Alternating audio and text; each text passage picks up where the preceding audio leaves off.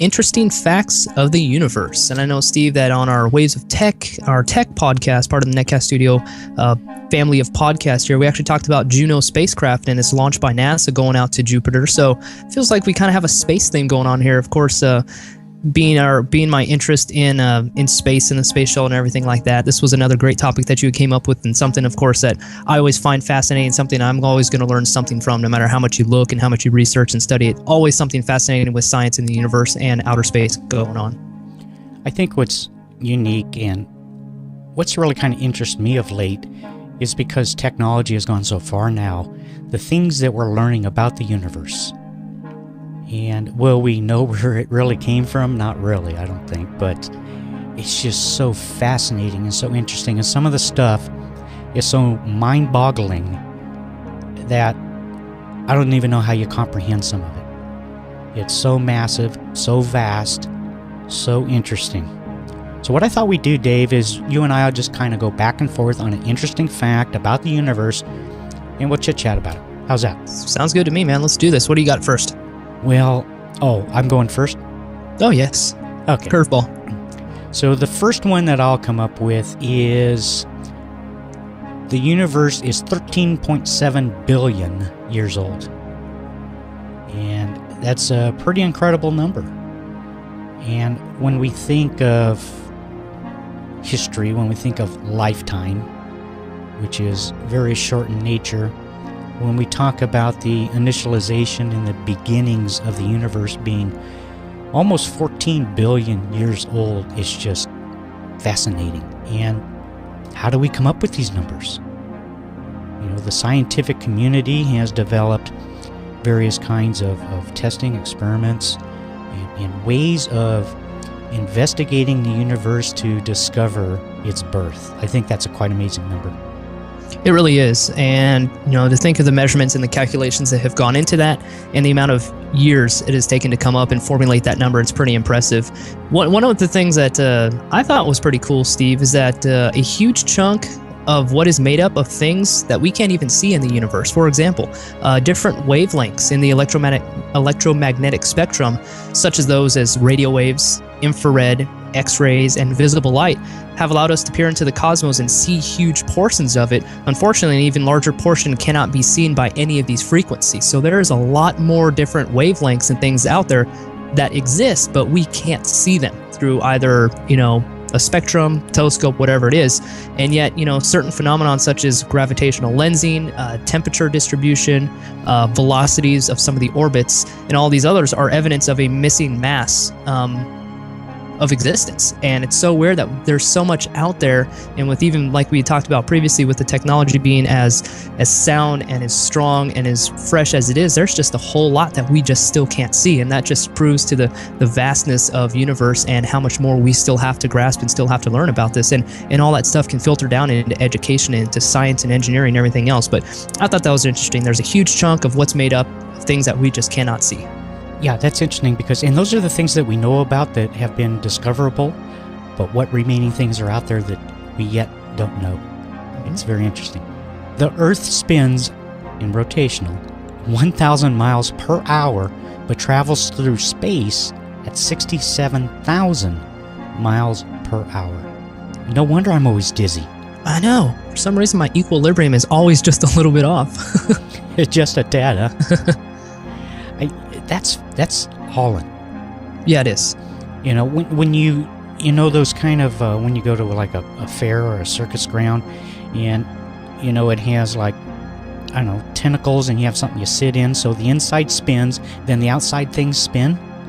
That's kind of what this is. The rotational spin of the Earth is 1,000 miles an hour, but as we're traveling around the universe, it's at 67,000 miles an hour. Incredible speed. That is really crazy. One interesting fact as well, Steve, is that the Earth is not flat. Of course, there is a big, huge conversation or discussion or debate, if you want to call it back, with Galileo and the Catholic Church and all that stuff in way back times. But there was a discussion of the Earth being flat or not flat. But the universe actually is flat. and this is weird to think about, because everything we've heard, Earth is round, all the planets round, stars, all these things. But based on Einstein's theory of general relativity, there are only 3 possible shapes that the universe can actually take. And it's open, closed, or flat.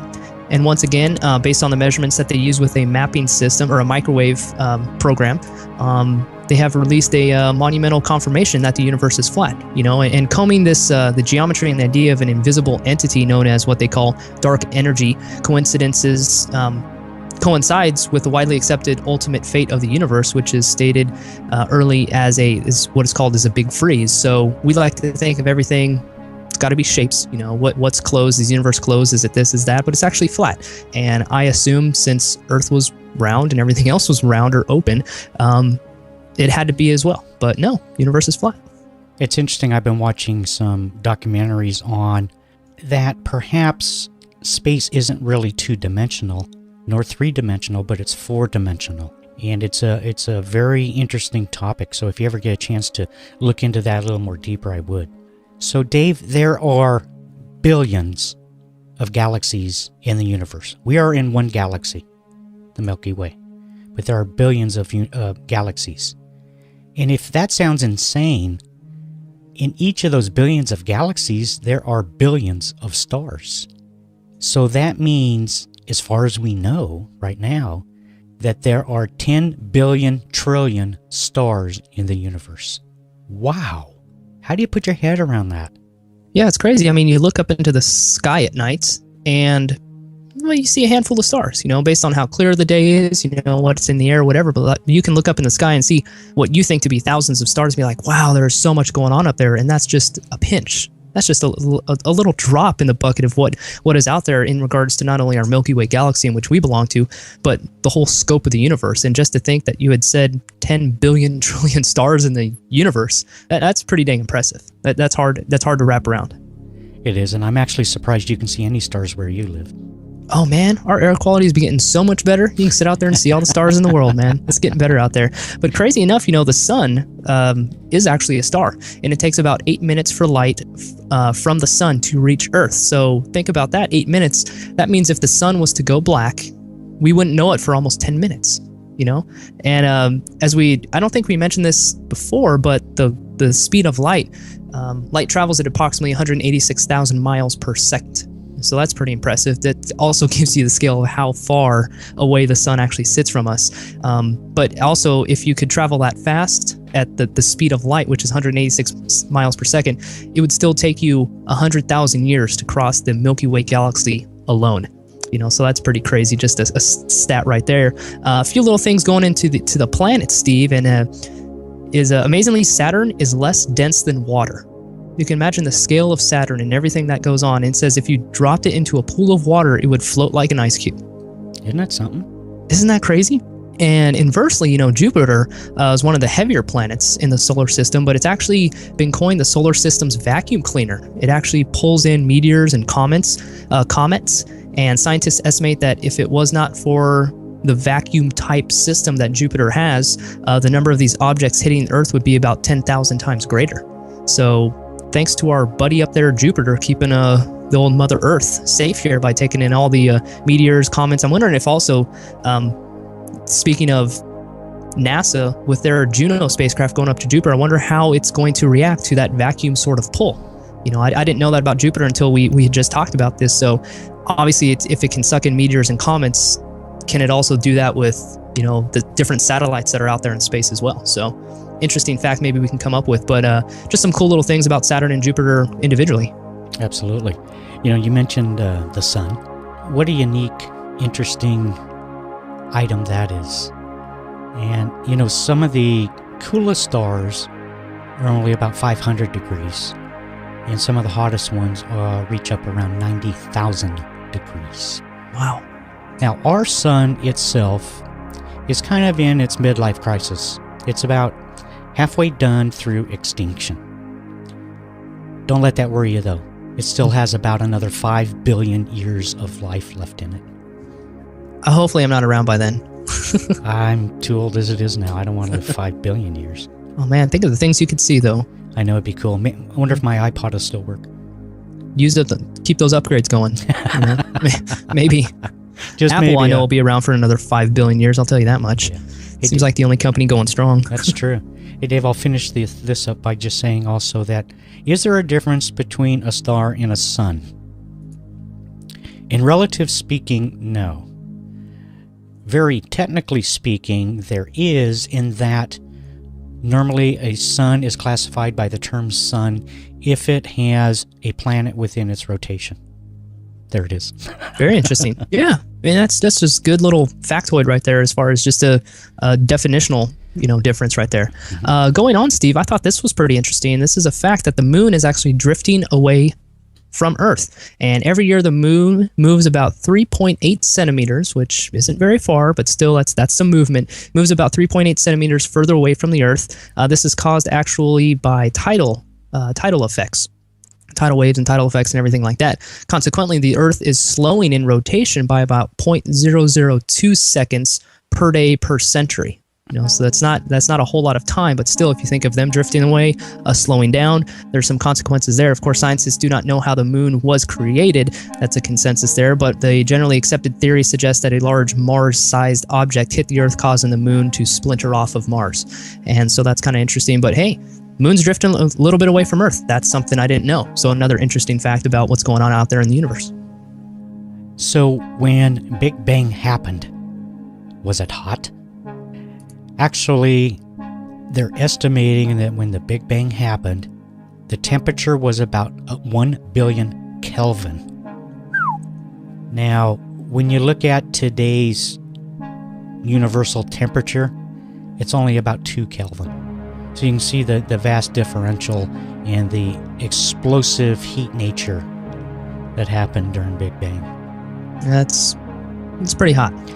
I don't know how hot a Kelvin is, but it's hot. It's hot. Yes, exactly. Because we are not scientists. No. We're just administrators of information. That's all we are, distributors. Getting some other interesting facts, Steve. Maybe I talked about debris a little bit earlier, in the satellites and everything that are out there, pieces of equipment that have been, abandoned out there in space. So it's known to be about approximately 10,000 pieces of equipment that are revolving around the Earth currently. About 3,000 of these pieces are satellites, and the rest are bits of debris, pieces that have fallen off, things that have been, decommissioned and just let to float out there. And so you can imagine with all these pieces, Steve, floating around orbit, what the space shuttle has to do to kind of avoid all those things. What goes into the planning process. I guess you can steer the space shuttle through space. I would think so, to avoid debris and things like that. But over 10,000 pieces, I never actually knew the real number, but I knew there was a lot of it out there with as many satellites from all different countries that are sending things up there. And now that businesses and everything else are doing it as well. That's a lot to think that's up there in space. But when you think about the vast size of the universe, probably not. You can probably avoid it pretty easily. You know what I'm saying? Oh, absolutely. Yeah. These are great facts. Yeah, one other thing. Comets. A comet's tail always points away from the sun. Something I didn't know. That's interesting. I wonder why. Yeah, well, I'm not sure. Let's see. Well, until the mid-16th century, comets were believed to be not astronomical phenomenon, but they're actually believed to be burning vapors that had arisen from distant swamps and propelled across the sky from fire and light. So that's a little historical perspective on where they thought the origins of comets came from, but I'm not exactly sure why the tail always points away from the sun. Running away from mom? Running away from dad? I don't know. Good point. We were talking about the sun, and the sun has such a gravitational force that if a 150-pound man was standing on the sun, besides being burned up, the person would weigh over 2 tons. Whew. Amazing. It's crazy. You know how much the moon weighs? I was just going to mention that because we had talked about the moon moving a little bit farther away from the Earth. It weighs 81 billion tons. How do Try they and know bench that? press that, Steve. What do? They have a floating scale in space? It's going to be at the quite the large scale there. Yeah, I don't know. It's obviously some density. Obviously, we've been able to go on the moon so we can take samples and maybe drill down and dig. I'm not sure exactly, but some sort of density calculation that these crazy scientists and mathematicians have come up with. But yeah, 81 billion tons. That's a lot. What is it? It's like a pulsar, which is a small star made of neutrons, and they're so densely packed that if it was the size of a silver dollar and it landed on the Earth, it would weigh approximately 100 million tons because of its density. Wow. I mean, some of these numbers, they're mind-boggling. Yeah, you just have to say, that's cool. You know? That's cool. It is what it is. So, you got any last-minute ones, Dave? Or? Yeah, some things that always have been of interest to some people, and those would be black holes. You know, and black holes is basically the cold remnant of a former star. So when the star explodes, all the cold remnant is considered a black hole, and it is so dense that no matter, not even light, is able to escape from its gravitational pull. So everything in that black hole is just stuck in there. And black holes may exist through the universe, even within our own Milky Way galaxy. So they are part of our. That's basically how we understand it, is because we understand the Milky Way very, very in depth, like. And so, of course, I didn't know that they are so dense that not even light is able to escape. But yeah, it's black holes is always something that seems of interest. A lot of conversations always goes on. I remember in science class myself, in the physical sciences, going through and talking about this and learning about it as well. So pretty cool stuff. Yeah, because it can get really insane when we're talking about quantum physics and string theory and all this stuff. Yeah. That even to the brightest people in the world, it blows their mind. You know, our universe is massive. Where did it come from? Who knows? You know, the Big Bang did happen, but where did all that information and fuel, and where did all that come from for the Big Bang to even happen? Mm-hmm. And this is only as far as we can reach that we know. Well, what is truly, really out there? How vast can it really be? It's an amazing, one of the very amazing things that are a part of our world, a part of what we live. And to me, it's just so fascinating.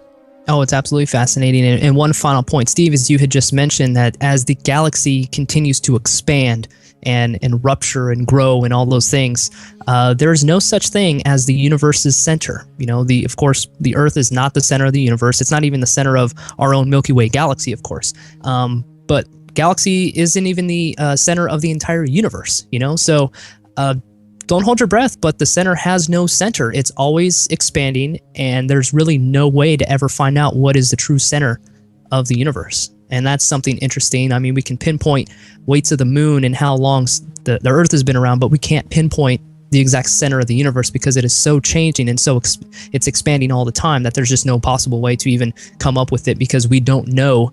We know there's billions of galaxies, but we don't know how far those stretch, you know? And so that's a cool little bit of unknown when it does come to the universe, something that we will never understand and we will never know as humans. The universe is expanding, and what's it expanding into or through? Or what's on the other side where it can't expand? Questions of the universe. Mm-hmm. So Dave, I'm going to do a question of the week, since during our discussion you gave away the question. Oh, did I? So I have another one. That way you're off the hook. How's that? Okay, I'll pay attention better next podcast. It's fine, because that was good information that people do need to know. So this week's trivia question, since we talked about the Earth and the Sun and the speed of light, is how far away is our own Sun in miles? So if you would like to answer that, drop us a call on our listener line, or send us an email at feedback@netcaststudio.com. You can tweet it, Facebook it, you can even snail mail it if you want. It's fine with us. So Dave, any last thoughts about the universe? Always something to learn. A bunch of interesting facts out there. I mean, we just touched just the very tip. You know, I mean, this is, you can make careers out of this. You can make educational programs out of it, and if it's something you're really interested in, I mean, you could study the planet Saturn for years upon years and still only understand a small fraction of it, because the universe is constantly adapting and changing and expanding. So all you science buffs out there, all you planetarians, follow it, man. Keep it going and keep us refreshed, because I know Steve and I, we always like to kind of peer into what the universe has to offer and what NASA and space, and it's all fascinating to us. So I was more than happy to share with you guys a little bit of what we know. Oh, great, Dave. I appreciate you joining me again this week for another episode of Flash Past. And where we're going next week, nobody knows, even us. So, folks, thanks for joining in for another show. And get in contact with us. Give us some feedback. Chit-chat with us. We love it. So, Dave, we're going to jump